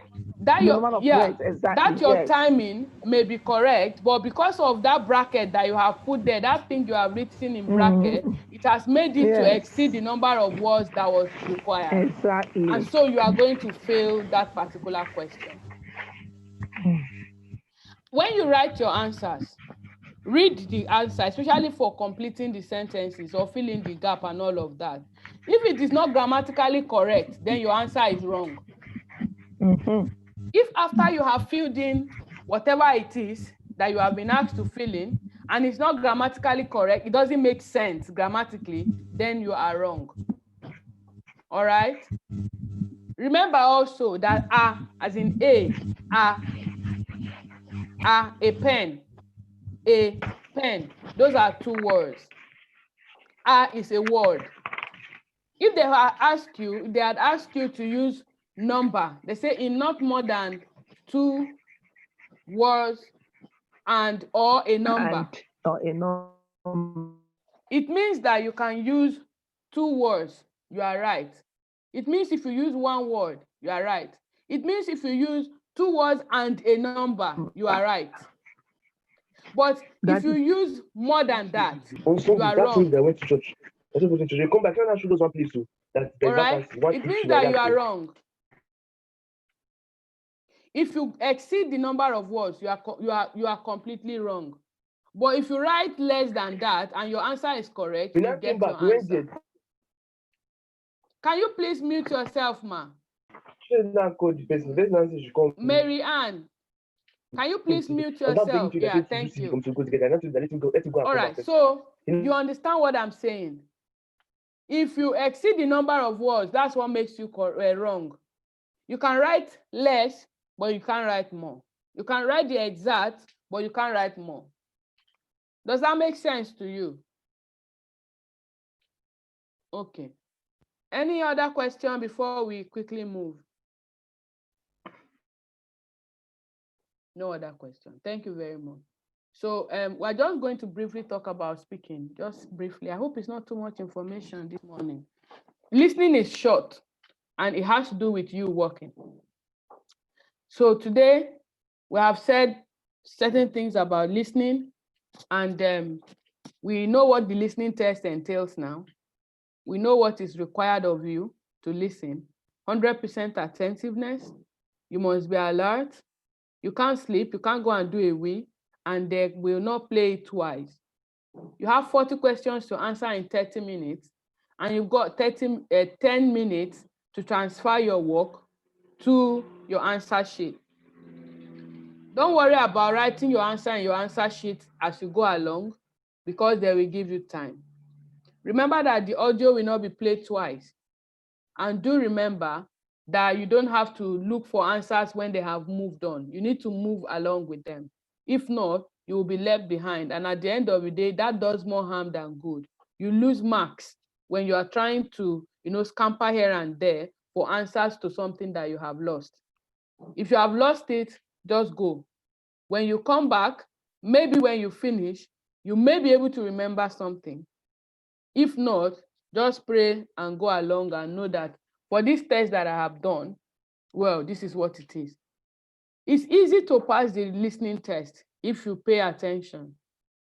If you have identified a particular area where you have issues with in the listening test, please go after that area in the course of your practice and do more of your practices in that particular area.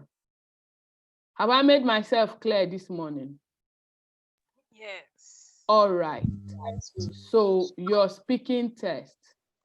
Your speaking test usually comes before your other test, before the writing and the rest of them. All right. For your speaking, it's you and your examiner. What is expected in your speaking? It lasts for between 11 to 14 minutes, all in all, and it consists of an oral interview between you and the examiner. All speaking tests are recorded, and that's why you can ask for a remark, because it is documented in clear recording.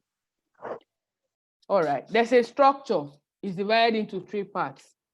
The speaking test is divided into 3 parts, and the first part is the introduction and the interview, where the examiner will introduce himself or herself. Hello, good morning. My name is Joy Agagwu, and I'm your examiner for this listening test this morning. Can I know your name, please? You tell me your name. Can I have your ID? You give me your ID for me to verify your identity. Usually, this happens between 4 to 5 minutes. All right? After this is done, the examiner will interview you using verbal questions, from familiar topic frames. Nobody is going to ask you questions that you are not familiar with. And that's the reason why anybody can write the IELTS test. It's not about nursing, it's not about midwifery, it's not about medicine, neither is it about arts. It's questions of general interest to everyone in the IELTS speaking test. The examiner will ask you about yourself in the introduction, all right? And then the part 2, which is the individual long run, is where the examiner will ask you to speak for about 1 to 2 minutes on a particular topic that you will be given based on the form that you have. Here they give you what we call a cue card or a question prompt on a piece of paper. They give you this card and they ask you questions based on what is written in that card. The content is what you focus on, all right? They ask you maybe 2 or more questions to round off your individual long run. This period lasts between 3 to 4 minutes, all right, including the 1 minute of preparation time. When they give you the cue card, they can ask you to document, they'll offer you like a jotter or something, a pen and paper, where you can write down your important points that you want to talk about so you don't forget. Then this takes us to part 3. The part 3 is where the examiner invites you. You have like a conversation. There is this 2-way discussion between the examiner and the candidate, between me and you, for instance, if I'm your examiner. We invite the participant to engage in a discussion of maybe a more abstract nature, but it's related to your section 2. It's related to what you have done previously, all right? In the speaking test, like I said, that there are 3 parts, and each part will fulfill a specific function in terms of an interaction pattern. All right. In the part 1, I've explained that you answer general questions about yourself, about your homes, your families, maybe your jobs or your studies if you are a student, about your interest and a range of familiar topic areas. And this lasts for about 4 to 5 minutes. Then in section 1, I've had questions, people ask you questions like, or make suggestions, or they say they failed somebody because the person said he or she is a nurse. When they ask, do you work or study? And the person said she's a nurse. She thinks that she had done the speaking test very well and so has failed because she's a nurse. Because Nigerians don't want nurses to go out of the country, so they had failed her. That's what she told me. But I tried to explain that the speaking test cannot be marked that way for someone to fail you because you are a nurse, or to do you evil, or to witch hunt you. This is because I said from the beginning that it is recorded. And if you think that there has been an injustice in that aspect, you apply for a remark and someone else takes it up. I mean, all of them cannot be the same. Besides, when you ask for a remark, it is no longer in the hands of the people that marked your test or that did your exams. It is now brought to the UK, or that's what I heard, that they bring them to the test centers in the UK here for them to mark. Invariably, those people don't know you, so they won't witch hunt you or say they want to fail you because you are a nurse or you are a health practitioner that wants to leave your country. So yeah, you can tell them you are studying or you are working, doesn't matter. Just make sure that whatever answer you give, you have enough points to back it up. Just like your opinion essays, where you can choose any side that you want, but make sure that you have enough points to convince whoever is listening to you or whoever is reading your writing that this is truly what it is. All right. Then in part 2, I explained that you are given a verbal prompt on a card and you are asked to talk on a particular topic. You have 1 minute to prepare. They'll give you 1 minute to prepare.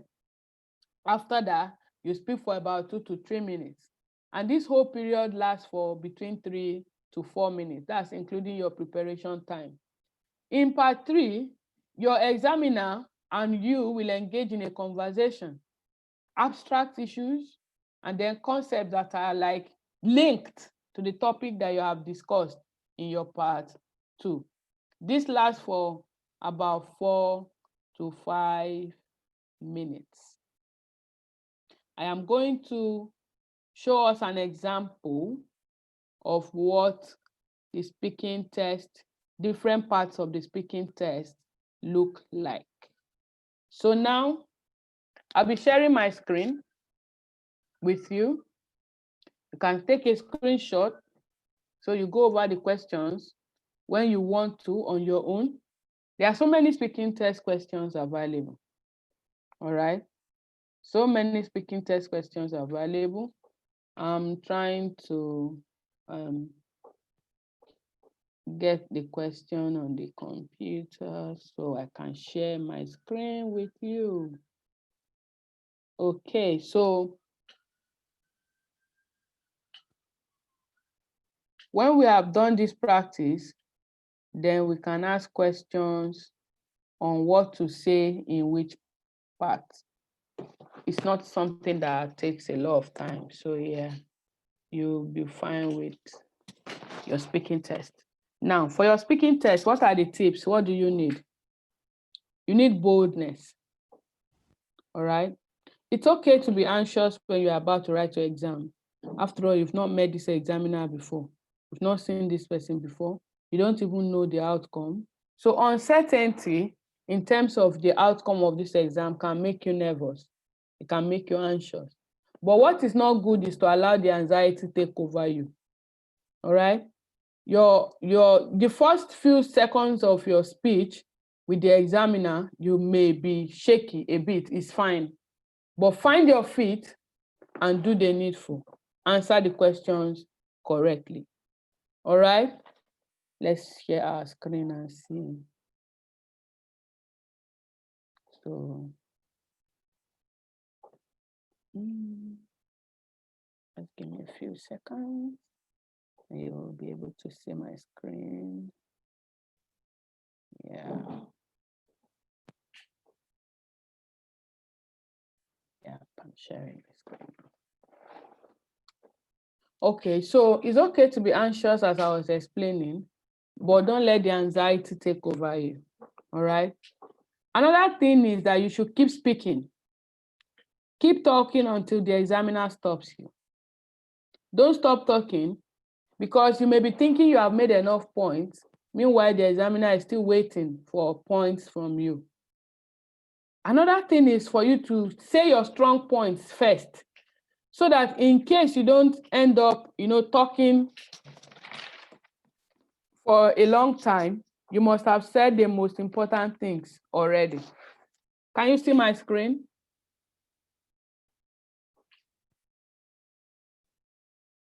Yeah? You can see my screen, right? Yes, you can see it. Perfect. So IELTS speaking test, important events, we are going to see, this is part 1. These are the likely questions that you will find in part 1. Now, in the part 1, you are going to be asked, after your identity has been verified or confirmed, they can ask you to choose, they can ask you questions like this. Like what you have number 1 to 3, that is one part. Number 1 to 4 is another part. Number 1 to 3 again is another part. Those are 3 different questions that we have on this screen. All right. Presently, we have 3 different questions. They're not going to ask you everything here in one test. They're just going to choose a particular one, for instance. So now you have verified your identity, and the examiner will ask you, are you a student or do you work? You are a worker. So why do you choose to work? You work as a nurse. They are going to ask you, what do you enjoy being a nurse? They can ask you, why did you choose nursing as a profession? You teach, for instance. They can ask you, why did you choose to go into teaching? You are a student. They can ask, your course of study, why did you choose this course? All right, or why did you choose this job? Then in that job, when you see questions that has to do with your job, the subsequent questions will be things like this. Talk about your daily routine. When you're asked to talk about your daily routine, you should start talking from the time you wake up. All right? You wake by 5:30 in the morning, say your prayers, and then after that, you prepare for work. And you get to work, what do you do at work? At work, I take care of patients, I do vital signs, I document and all of that on a typical day. And after work, usually, maybe I attend evening services in church, or I go for my prayers or wherever, or you go out, you take your kids out on some days, depending on what your day has been at work, if you are not so stressed out. But if you are, you just come home and make dinner, and the family eats, and maybe you watch 1 or 2 movies, and off to bed. I have talked for less than 2 minutes, but I've made sense, haven't I? Have I not made sense? I've typically talked about my day. Abby? Yes, That ma'am. is it. That is it, oh. You need to avoid some stories. Somebody is sighing. You need to avoid some stories. This is because you have to say your strong things first.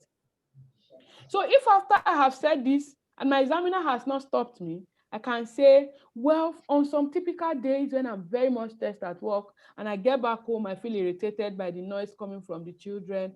I decide sometimes to shut myself out, and then she stops me in the middle of it. That's because I'm still going to pass that particular question because I have said the most important things. I've listed my points for her. I have not wasted my time rigmaroling when I get to work. Sometimes after handing and taking over, the patients can be very and disturbing. You want to do one job, another one is coming. I work in accident and emergency. Terrible things happen, in accident and emergency. And at the end of the day, you get home, you are very tired. You are talking this story, your time is going.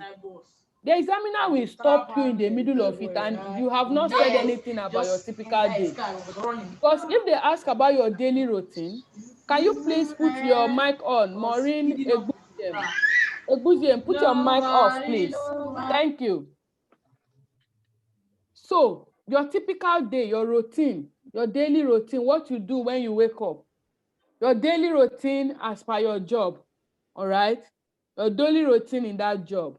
Is there anything about your course that you would like to change?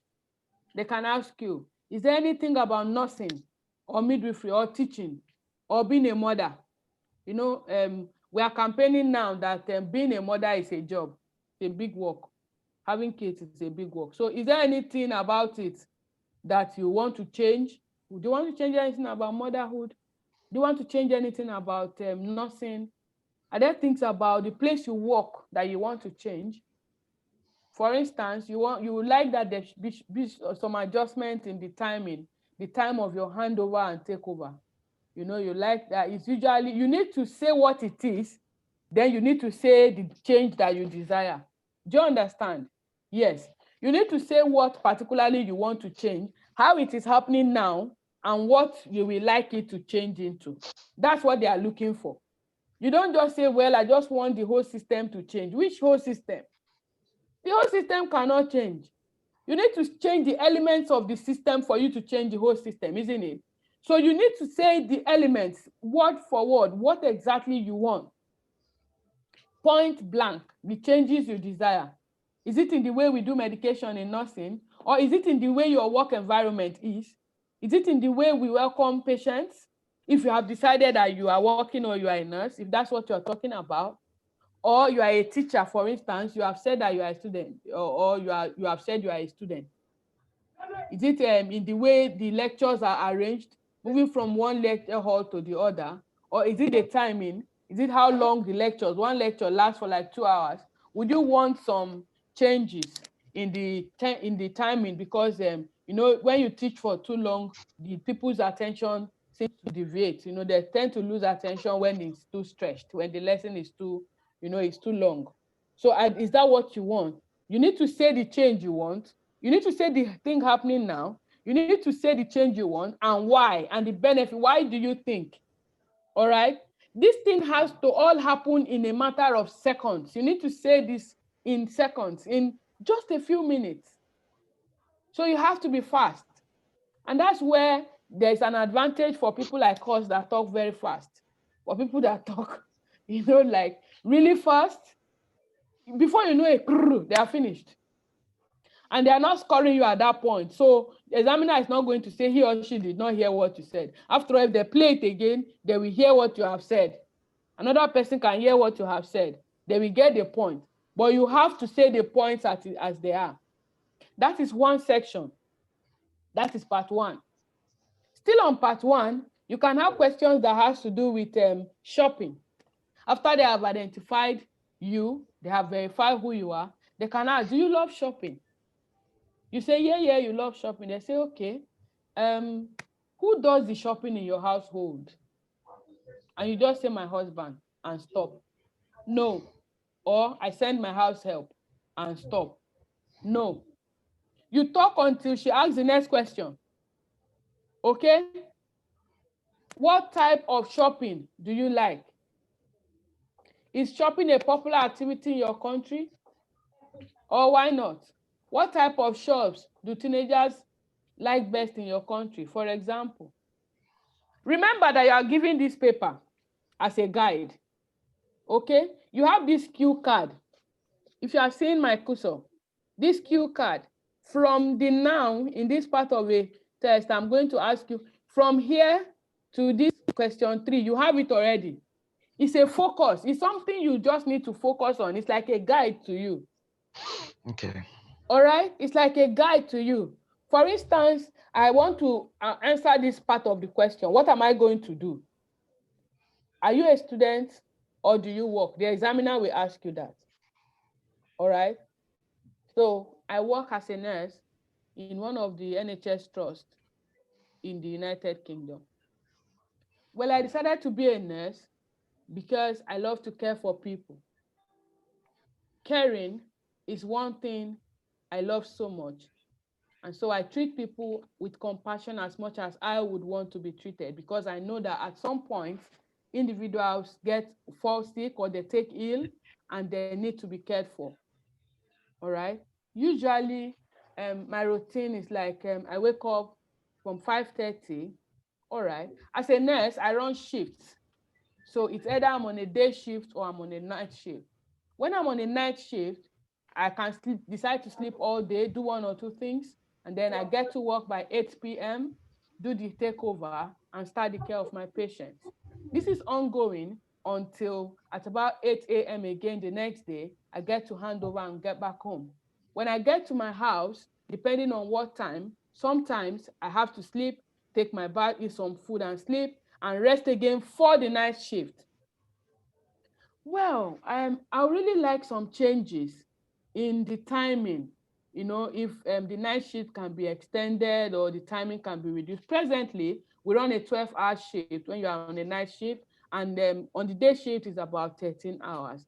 I would like that the shift should be divided maybe into 3, because that will give me less hours to work, to be at work, and some more hours to rest. This is because you really get stressed. Are you seeing the way I'm going with answering this question? Okay. That is just it. When you do this, remember the descriptors, the band descriptors in your writing test is the same thing they apply here. Band descriptors, your grammatical range and accuracies, your task completion, your coherence and cohesion, and your lexical resource. They apply here. In your writing, you are expected to write with them, but in your speaking, you are expected to act on them, to speak with them. They just mark you on these things. For my task completion, for instance, if I talk about my daily routine and I end up not saying anything about what I would like to change, I have not achieved the task. So I score a less mark for task achievement. Do you understand the logic? Some people will say, I talked and talked, and I really talked, and at the end of the day, I got band 6.5 or 6.0. No, you didn't finish your task. You didn't finish. Or your lexical resource. Am I just using job, work, or study? Are there words, your synonyms? What are your synonyms? What words are you using? What about your sentence formation? Remember we talked about your lexical resource? Remember we talked about using complex and simple sentences? These things apply in your speaking test. Your sentence formation. Remember we talked about errors in your choice of words. If you make errors, if you say speak English that is not grammatically correct, my dear, you are wrong. They will mark you wrong, or it will reduce your marks and it will reduce your band at the end of the day. The examiners don't just come and rate your eloquence. No, it's not how well of an orator or how good of an orator you are. No, it is how well have you answered their question. Did you complete it? Yes, you did. Okay, was there a flow?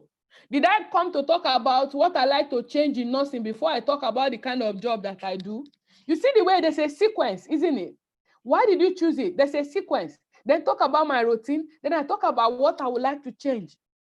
Did I come and say, well, in nursing, I would like to change the time more? This is because, coming to work 13 hours. Madam, it is very, very long, and one really gets tired. No, I have talked about my routine first before I now come to talk about what I want to change in this routine. Do you understand the logic now? That's the way it should be. There should be that sequence. There should be that flow, all right? They score you good for your coherence and cohesion if there's a flow between your work. In your part 2,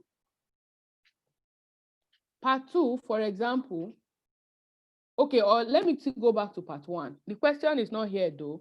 If they ask you a question about your home, your village, where you come from, where are you from and all of that, don't say things that I'm from a very far away village, I'm from this, no. I am from Iyale in Dekina local government area of Kogi State, about 15 kilometers away from the major city where the state university is located. I don't know how many kilometers my village is from Aingba, where the state university is. It's even possible I'm not from that place. It may be a place that I'm just familiar with. In fact, it may even be a place you are forming in your head. The examiner does not care to know. They just want you to speak and say the points as they are. The predominant occupation of my people is farming in my village. My own is farming. But you can decide to say your people are business people because maybe you think you know more about that or you have more points. It's the same thing with your writing, where they say something and although your belief is against that thing, but because you don't have enough points, you have to go with the side where you have your points. There's no sentiment in it. You just have to give them your points. That's what they're after. They ask you about yourself, and you are telling me that you are about, okay, I'm dark in complexion, I'm about 5.5 inches tall, I love this, I love that. Just bam, take point, and that's it. Don't go and be telling all the stories about your childhood of when you were small, of how they used to call me shorty. For instance, me, I'm very short, so they will say I'm dwarf. They call me names. You start all that story, my dear. You won't be able to finish your speaking. You won't have what they call the task achievement. You will score a low mark there, please. You are going to score a low mark for your task response if you don't finish. And if there's no flow between your work, you score a low mark for your cohesion, for your coherence. You need to be audible as well. You should not be too loud, but you need to speak words that your examiners can hear. And then your pronunciation of words matters as well. Your pronunciation matters a lot. You should say the words as they are, correctly. This will take me to part 2. Let's see. We've got a few minutes more. This will take me to part 2. You can actually take a screenshot of what is here, and then, you can, go through it for yourself later. So in this part 2, where you have your cue card, like I said, where you have your cue card, now I'm going to give you a topic and I'd like you to talk about it, that this, that, blah, blah, blah. So now describe an important event in your life. This important event in your life, what is expected of you? When it happened, what happened, whether this event affected other people around you, and explain why you feel it is important. This time, the examiner is not going to interrupt you to ask you questions like the previous one. Do you understand? The examiner is not going to ask you to stop you to ask you questions. They will just stop you when your time is up. That's it. So you need to be conscious of the fact that you have to finish. You need to be conscious of the fact that you must touch all of this. Task completion, coherence and cohesion. All right? Your lexical resource, the use of words, important event. Are you going to be using important event all through your statement? Or you have enough synonyms to describe an important event? Can use occasion for an event. Am I correct? In place of an event, you can use occasion. You can use, in place of importance, you can use significant. Okay? All right? It means a lot to you. So what is an important event in your life? I can start by saying that one of the significant things that has happened to me in life, or the most important or significant occasion or something that happened in my life, was when I became a mother. The day I had my child, my first child. It happened, I will say the date. All right? On the 19th of September, 1999, I became a mom. And so I've said what happened. When it happened, in 1999, what happened? I became a mom. Do you get the way it's going?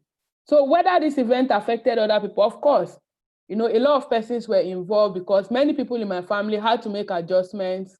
You know, the people I stayed with then, the babies cry and all of that. Everybody had to get used to, you know, having a child in the home. My routine, my general routine was affected as well. So yeah, it affected them because they were also happy with me. They were happy for me. There was joy and excitement all over. A new member had been added to the family and all. An important event in your whole life, maybe the day you got married. So you will tell me the date of the wedding and what happened. It was your wedding. Did it affect any other person? Of course, your husband was involved. And there were many other people around who came to celebrate with you. So why do you think your wedding date is important to you? Because it's very important to you because what? It made you a wife. From there, you became a mom. And then you have to like leave the bondage of your father's house. Anyway, that's just by the way. So it depends on your point. You need to say what this event is based on this. I'm talking based on this particular one that we have today, based on this one. All right. So that's a type 2, a part 2 kind of question. Then in your part 3, do you still think about this event? Those are the things that will now follow in your part 3. This is still part of your follow-up questions for part 2. Now, in your part 3, the examiner may come and talk about, maybe you have chosen an important event. You have talked about it. The examiner will now come and ask you questions about them, the important days or dates in your country. Why, if there are national celebrations. So this question they're asking you is related. It's talking about events. If they had asked you questions maybe about gifts, maybe if people still give gifts, they will come down. In your part 2, maybe they had asked you a question about what gifts have you received in your life that you see as very, very valuable to you. In the subsequent questions that will follow, they can come and say, do you think people still give gifts? What are the importance of exchanging gifts? Okay, must gifts be very expensive? Do they have to be expensive? They can ask you all those follow-up questions. But it's about your second part. The first part is about you, introduction and some questions. And then the second part is about your cue card. And they will give you a list of what is expected for you to explain in that cue card. Then the third part is related to the second. And the examiner just asks you random questions. They come, they invite you to have a discussion with them. Okay? That's just that about your speaking test. You need to be bold. You need to be clear with your pronunciations. Okay? And you need all the band descriptors. You bear in mind task completion. You bear in mind grammatical range and accuracies. Speak well-structured English. You bear in mind your lexical resource, your vocabularies as well. This is because these are the criteria on which your band is rated. Whether you see people coming as band 9, band 6, band 7, band 5, band 1. It's all dependent on these 4 factors. We talked about them extensively in the writing test because we are expected to use them in writing. And then in your speaking test as well, you are expected to speak with them, to practice them, to put them into practice and not just to write. Do we understand? Maureen, your speaker keeps going on and off. I don't know if you have any challenge with your screen. Does it touch itself or you just decide to on and off it all the time? You should be mute, please. Okay? So yeah, that's that about your speaking test. That's that about the speaking test. Any question? Contribution? Yes, please. Okay, they've raised their hands. Gift, please, your question. You can unmute. Good morning, ma'am. Hello. I can hear you. I can hear you. All right. Thanks for the class, ma'am. I would like to start my question from the introduction part before the first part, actually, where the examiner will ask what your name is. Okay, I've had some school of thought that we say you introduce yourself saying my names are or my name is, like which one of them should one go for while introducing yourself? My name is Joy Agagwu. Okay. And then when do you start speaking so much that the examiner had to stop you? Like Section 2. Section 2. Okay, the first part you just answer. They will ask you questions. Okay. The second part, they give you a cue card and give you time to talk. Okay. So that cue card, you check on the points, what they want you to talk about, so you can be in line. You just check them and you keep talking. And the examiner will have to stop you. Then in the third part, the examiner invites you to talk. And that invitation is still asking you questions. All right? Good. Yes, please, Samuel. Fafa, yeah? Hi, everyone. I wanted to ask, let's say I'm South African, but I'm Okay. writing my IELTS exam maybe in Namibia.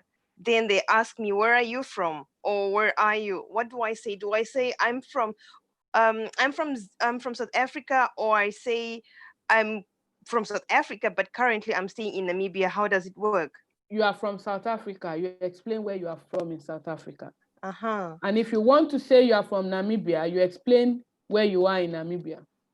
Okay. Oh, You so don't it's need just other details. So it's just, where are you from? You just say, Simple. I'm from this country. Yeah. Okay, thank you. Okay. Who else has a question? Is that all the questions for this class today?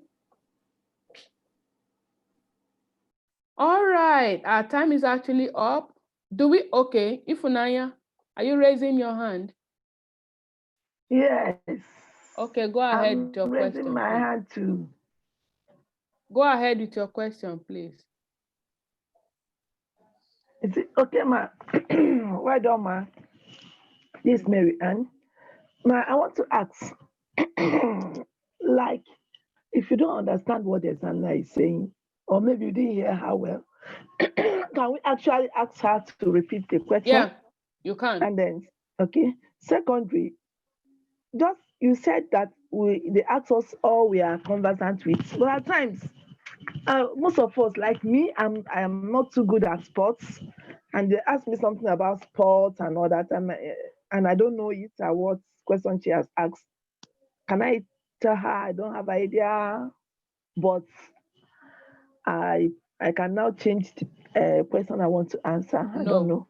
You can't change the question you want to answer.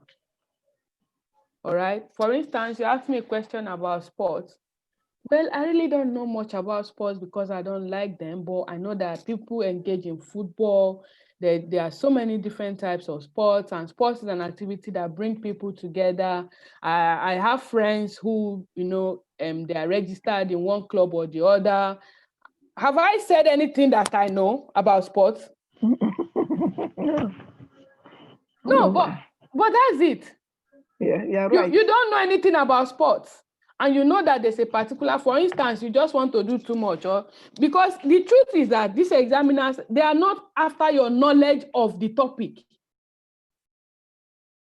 They're not after, they just want a general knowledge, not specific knowledge at all. All right?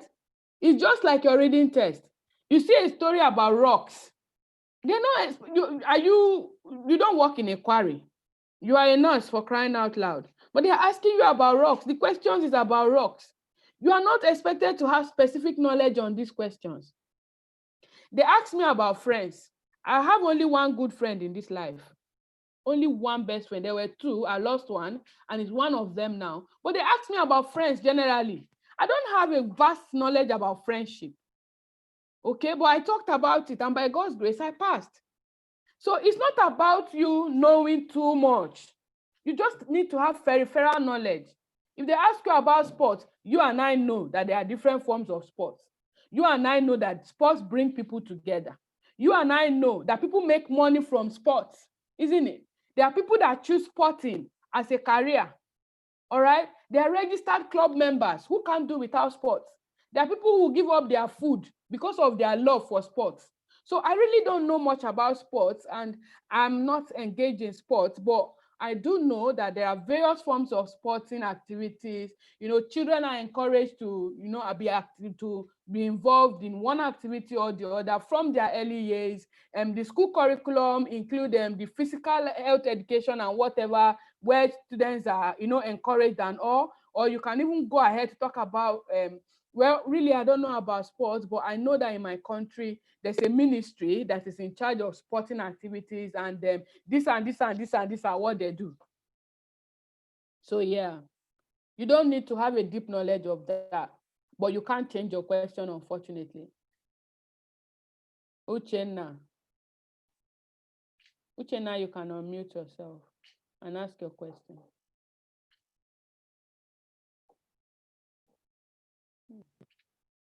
Thank you. Yes, ma'am. I can't hear you. You are muted again. I'm trying to unmute you. Yeah, go ahead. It's gone again. Am I the only one? Can we hear her? Yes. Hello, good morning, ma. Good morning, ma. Please, like what ask about in speaking test now. I don't know about a particular thing, but I know somebody that knows about it. Can I make cite examples after explaining what I have to explain about that particular stuff? Yes, you can cite an example. For instance, my friend does this and that. Yeah, yes. You can. All right. Thank you. You can, as long as it's still within your timing. Yes. Yeah. Okay. Thank you. Yes, ma'am. Yep. Any other question? No other question.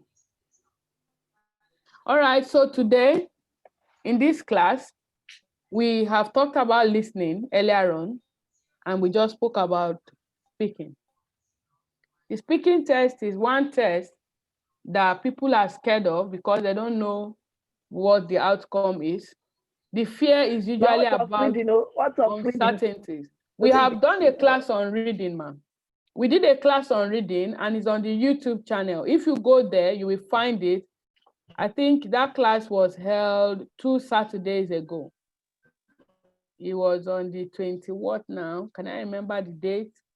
It's in July, actually, the last week of July, towards the last weekend in July. We did a class on reading. If you go there, you will find it. We are still going to have other classes. We'll keep having these classes, but if you need to make reference to any of the classes, just go to our YouTube channel and you will find the class there. You listen to it. I'd like to encourage you that if you come here, I crave your indulgence that if you come to this class, please have your videos on. Please have your videos on. It's optional. You can actually go to the YouTube and join where you don't have to put your videos on. But the only thing is, if someone is not there to give us your questions, you may not be able to participate fully in the class.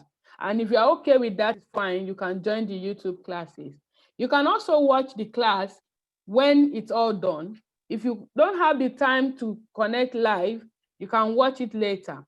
If you are here in this class, you need to have your video on. And if you want to listen to this again, it's available on the YouTube channel. You can go there and listen to it. If you have any question in the course of your listening again or watching again, please drop them in the comment box and then we will attend to them. You can reach us on the Telegram group, ask your questions, and they will be attended to. All right? Do remember to share these links with people that you think they need them. As much as possible, I would like to encourage you to subscribe, because when you subscribe, if there are new things or new information or new videos or we are going live or something, you have turned on your bell supposedly, and then you can receive the notifications. So thank you very much for today. Once again, my name is Joy Agagwu. I'm a registered nurse and midwife in Nigeria. I'm a registered nurse in the UK. I am working currently with one of the trusts here, and I work hand in hand with overseas nurses to provide you free IELTS classes and to guide you through your journey from wherever you are in Africa to the United Kingdom to work as a nurse. We are not just helping or training you with IELTS, but we are recruiting nurses as well for the UK. Just contact us and we'll take it up from there. Thank you very much. In the absence of any other question, I will say goodbye for now. Have a lovely weekend ahead. Bye-bye. Thank you, ma. Thank you very much.